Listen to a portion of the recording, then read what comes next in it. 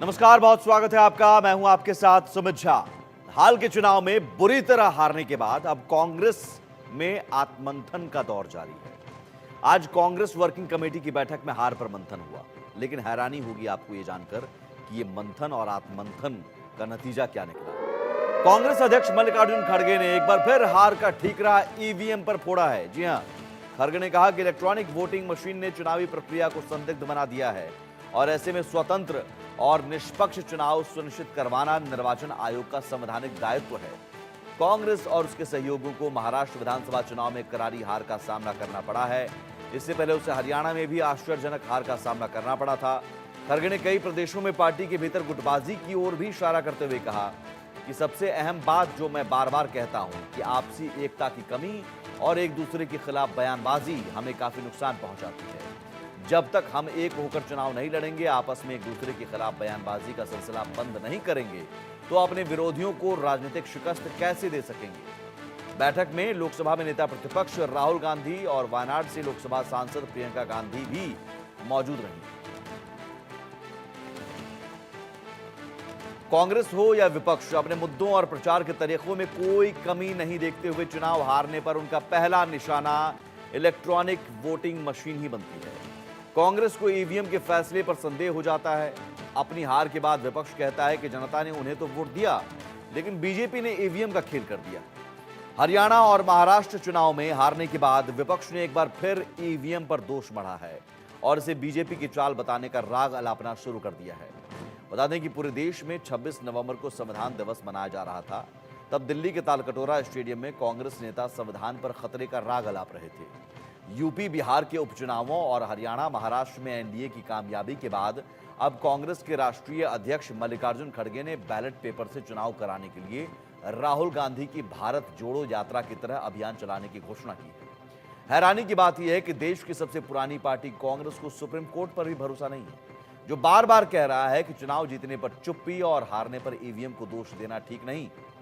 Supreme court ने EVM की जगह बैलेट पेपर से चुनाव कराने की मांग करने वाली एक जनहित याचिका खारिज कर चुकी है। सुप्रीम कोर्ट ने माना है कि ईवीएम की वजह से बूथ कैप्चरिंग और फर्जी मतदान की समस्याओं से निजात मिली है। बता दें कि ईवीएम से वोटिंग की प्रक्रिया कांग्रेस के शासनकाल में ही शुरू हुई थी। कांग्रेस के शासनकाल में पहली बार ईवीएम से मतदान कराया गया था।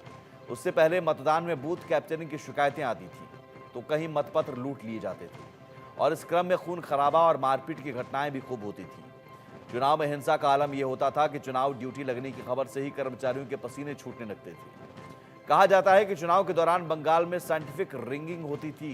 कतार में खड़े वोटर अपनी बारी का इंतजार करते ही रह जाते और बूथ के भीतर घुसे कुछ लोग दिन भर लोगों के वोट डालते रहते। लेकिन ईवीएम के जरिए मतदान की व्यवस्था से उस दौर से मुक्ति मिली। शायद इसलिए नरेंद्र मोदी की सरकार वन नेशन वन इलेक्शन की बात पर जोर दे रही है। जीतने पर कोई ईवीएम को दोष नहीं देता है।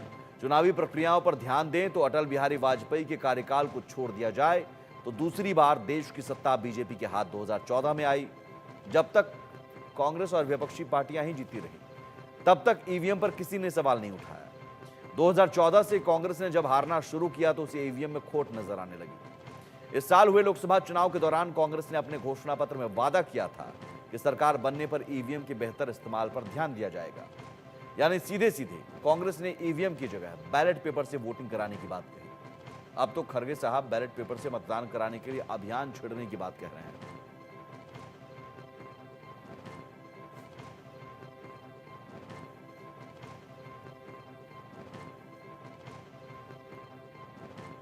और कांग्रेस के बाद अब आरजेडी सुप्रीमो लालू प्रसाद यादव ने भी ईवीएम पर सवाल उठाए हैं।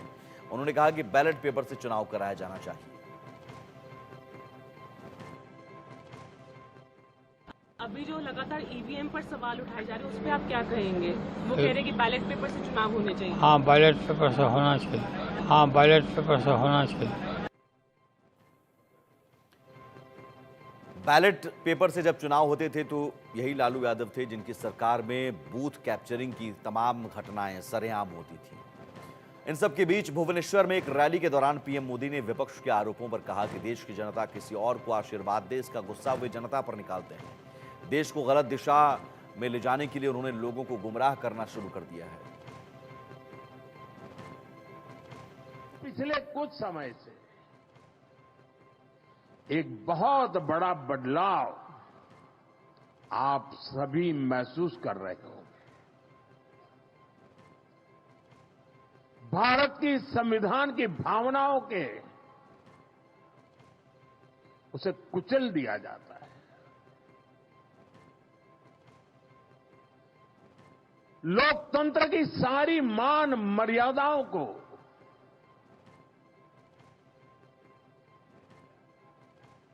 अस्वीकार किया जाता है। जो लोग सत्ता को अपना जन्मसिद्ध अधिकार समझते हैं, उनके पास केंद्र की सत्ता पिछले 1 दशक से वो खो चुके हैं। अब पहले दिन से देश की जनता किसी और को आशीर्वाद दे, इसका गुस्सा जनता के ऊपर भी है। इस स्थिति ने उनके अंदर इतना गुस्सा भर दिया है कि वो देश के खिलाफ साजिश करने में जुटे हैं। ये लोग अपना गुस्सा जनता पर ही निकालने लगे हैं। देश को गलत दिशा में ले जाने के लिए उन्होंने लोगों को गुमराह करना शुरू कर दिया है। कांग्रेस के सामने स्थिति कैसी है कि अब वो गांधी परिवार पर सवाल कांग्रेस के नेता कार्यकर्ता उठा नहीं सकते। मल्लिकार्जुन खड़गे साहब ये तो नहीं कह सकते हैं कि राहुल गांधी के नेतृत्व में हमने चुनाव लड़ा, राहुल गांधी संविधान की प्रति लेकर घूमते रहे, जातीय जनगणना की बात करते रहे, ये सारे मुद्दे हवाई हो गए, इसलिए हम हारे। तो ईवीएम पर ठीकरा फोड़ दिया जाए। और ये सिलसिला आज से नहीं, 2013 से ही चल रहा है, 14 से ही चल रहा है, जब से राहुल गांधी ने संभाला है कांग्रेस का कमान, कांग्रेस की कमान संभाली, जिम्मेदारी ली, सक्रिय हुए। और 2012-13 से अब तक करीब 89 चुनाव राहुल गांधी हार चुके हैं। राहुल गांधी के नेतृत्व में कांग्रेस हार चुकी है, विधानसभा चुनाव हो, लोकसभा चुनाव हो। और ये बता रहा है कि हर हार के बाद भी राहुल गांधी पर कोई सवाल नहीं, लेकिन ईवीएम पर सवाल, शासन पर सवाल, प्रशासन पर सवाल, चुनाव आयोग पर सवाल। कनिका कटियार हमारे साथ जुड़ी हुई हैं दिल्ली से। कनिका, कांग्रेस को आप लंबे समय से कवर कर रही हैं। बैठक जो आज हुई, उस बैठक में जो बातें हुई, चर्चा हुई, कुछ आपको नयापन दिखा, कुछ अलग दिखा, या फिर वही एक औपचारिकता भर कि हाँ हार हुई है और हार का ठीकरा अब या तो बलि का बकरा किसे बनाया जाए? तो बलि का बकरा तो यहाँ नेताओं को नहीं बनाया जाएगा, तो चलिए ईवीएम को बना देते हैं। ये तो पहले से भी चल रहा है। देखिए, बिल्कुल मैं एक लंबे समय से कांग्रेस कवर कर रही हूँ और हर बार कांग्रेस पार्टी चुनाव हारने के बाद जो है ईवीएम पे सवाल खड़े करती है। जैसा कि हमने देखा कि हरियाणा में भी जब चुनाव हारे तो ईवीएम पे सवाल खड़े किए गए और महाराष्ट्र चुनाव हारने के बाद भी कांग्रेस पार्टी ने ईवीएम पे सवाल खड़े किए। लेकिन दिलचस्प बात यह है कि कांग्रेस के भीतर तमाम बैठकें होती हैं, लेकिन उन बैठकों का सार जो है वो एक अच्छा निकल के नहीं आता और सेम चीज जो है वो आज देखने को मिल रही है। कांग्रेस सीडब्ल्यूसी की जो बैठक है वो अभी चल रही है। तमाम जो नेता है वो अंदर बैठे हुए हैं। लगभग 4 घंटे समय हो चुका है। 4 घंटे से लगातार बैठकें चल रही हैं और बैठकों में तमाम पहलुओं पर चर्चा हो रही है।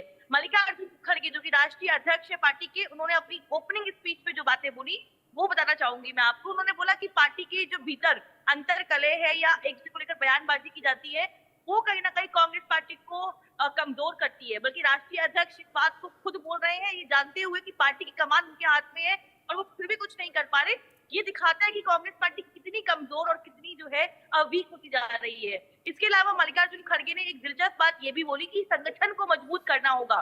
जिला स्तर से लेकर जो है तमाम जो स्तर होते हैं, अलग अलग कमेटीज होती हैं, बनानी पड़ेंगी। संगठन को मजबूत पार्टी को करना पड़ेगा। दिलचस्प बात देखिए ये है कि राष्ट्रीय अध्यक्ष मल्लिकार्जुन खड़गे हैं, फैसला उनको करना है, लेकिन अगर वो खुद नेताओं के बीच में बैठकर ये बोलते हैं कि संगठन को मजबूत आप लोग कीजिए, तो सवाल ये खड़ा होता है कि कांग्रेस पार्टी किस प्लेटफॉर्म पे या किस पिच पे काम करने की कोशिश कर रही है। हर बार बैठकें होती हैं, बड़ी बड़ी बातें होती हैं, लेकिन उन बैठकों का सार क्या निकल के आता है, ये एक बड़ा प्रश्न जो है वो देखने को मिलता है। और इस वक्त जो है बताना चाहूंगी कि बैठक जो है वो खत्म हो चुकी है।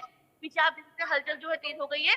तो बिल्कुल कांग्रेस पार्टी चुनाव हार गई है एक के बाद, चाहे वो मध्य प्रदेश की बात हो, छत्तीसगढ़ की बात हो, राजस्थान की बात हो, हरियाणा की बात हो, महाराष्ट्र की बात हो, लेकिन अभी तक अकाउंटेबिलिटी जो है वो किसकी बनती है? क्या राष्ट्रीय अध्यक्ष की बनती है, देश के नेताओं की बनती है? ये तय नहीं कर पाई है कांग्रेस पार्टी। बल्कि सबसे बड़ा उदाहरण देखिए कि हरियाणा चुनाव हारने के बाद अभी तक नेता प्रतिपक्ष कौन होगा, इसका फैसला भी कांग्रेस पार्टी जो है वो नहीं कर पाई है, और 2 महीने का समय बीत चुका है। तो कहीं ना कहीं बिल्कुल ये बिल्कुल जायज बात है कि कांग्रेस पार्टी के भीतर जो स्ट्रैटेजिक लोग हैं, जो रणनीतिकार हैं, वो कहीं ना कहीं कांग्रेस को एक गलत डायरेक्शन में लेके जा रहे हैं। और तमाम जो नेता हैं, केवल ये पार्टी में सिर्फ राहुल गांधी की गलती नहीं है, तमाम जो पार्टी के बाकी नेता हैं और खास तौर पर राहुल गांधी खुद भी, उन लोगों की गलती भी है कि वो अपनी पार्टी को आगे मजबूत नहीं कर पा रहे हैं और कोई सकारात्मक नहीं कनिका, उन सलाहकारों को लेकर जरूर यहाँ पर सवाल उठते हैं जो सलाहकार राहुल गांधी के हैं।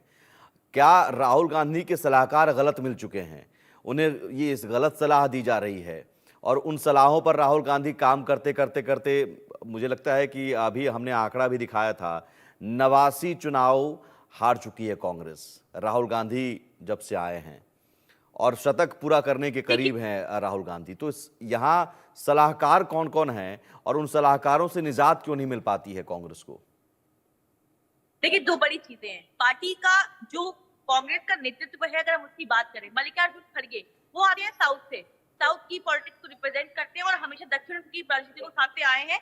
वो राष्ट्रीय अध्यक्ष हैं। अगर हम संगठन महासचिव की बात करें, केसी वेणुगोपाल, वो आते हैं केरला से। उनको दक्षिण की राजनीति क्या है वो तो पता है, लेकिन उत्तर भारत की राजनीति में क्या होना चाहिए वो नहीं पता। उसके बाद आते हैं अगर जयराम रमेश, वो लगातार जो है ट्वीट करते हैं, बड़ी बड़ी बातें करते हैं, प्रधानमंत्री को घेरते हैं, तमाम पहलुओं में बात करते हैं, एक रिसर्चर के तौर पे काम करते हैं। लेकिन सबसे बड़ी कमी यही है कि पार्टी के पास वो नेता नहीं है, वो लोग नहीं है जिनको ग्राउंड की समझ हो, या जिनको दक्षिण भारत की राजनीति किस तरह की होती है उसकी समझ हो। तो बेसिकली कांग्रेस की जो ये कोर मेंबर्स है या जो कोर टीम है जो बनाई गई है, जो पूरा पार्टी चलाती है, खासतौर पे संगठन महासचिव की बड़ी जिम्मेदारी होती है, और कहीं ना कहीं वो एक बहुत बड़ा फेलियर है, लैक ऑफ नॉलेज कह सकते हैं, या उसको एक अलग तरह की राह कह सकते हैं जो कांग्रेस पार्टी अपनाती आई है। और बिल्कुल खास तौर पे राहुल गांधी के इर्द गिर्द जो लोग रहते हैं वो बिल्कुल उनके सलाहकार हैं, और कहीं ना कहीं राहुल गांधी की अगर आप देखें तो ठीक है, उनके अंदर परिवर्तन आया है, उस चीज को एक्सेप्ट करने में कोई बुरी बात नहीं है, लेकिन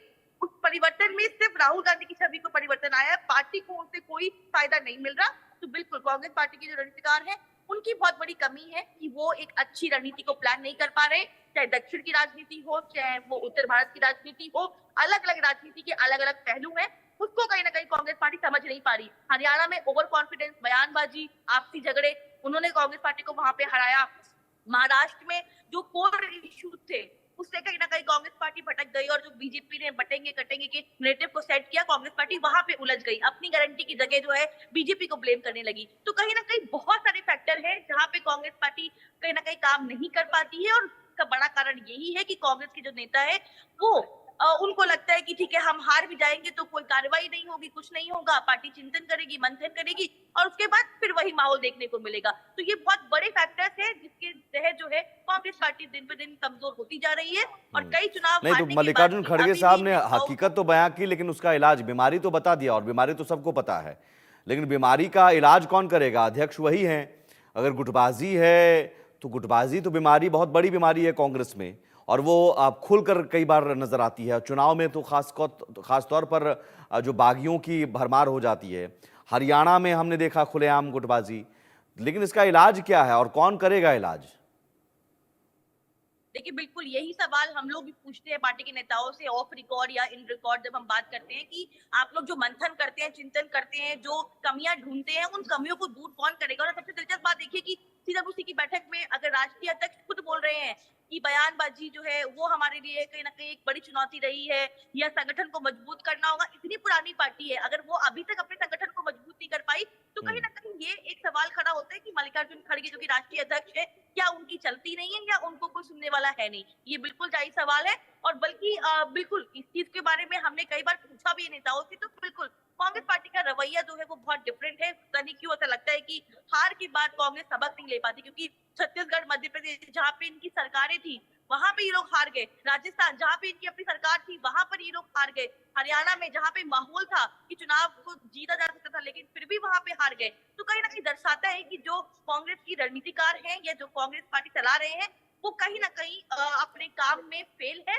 और एक रणनीति जो है, जो एक व्यापक बिल्कुल, रणनीति सवाल होनी वही चाहिए, कांग्रेस के वो बनाने में रणनीतिकार और कामयाब है। सलाहकारों पर, और उन सलाहकारों से निजात फिर मिलेगी कैसे, और निजात मिल क्यों नहीं रही है, सवाल यही है। और क्या उन सलाहकारों के इर्द गिर्द कांग्रेस चलती है और उसी सलाहकारों के इर्द गिर्द चलती हुई कांग्रेस सिमटती जा रही है।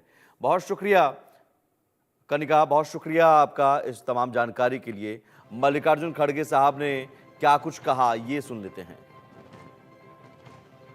मैं एक बात करूंगा, वो जरूर करूंगा, और हमारे अपोजिशन लीडर राहुल गांधी जी भी इसको मानेंगे।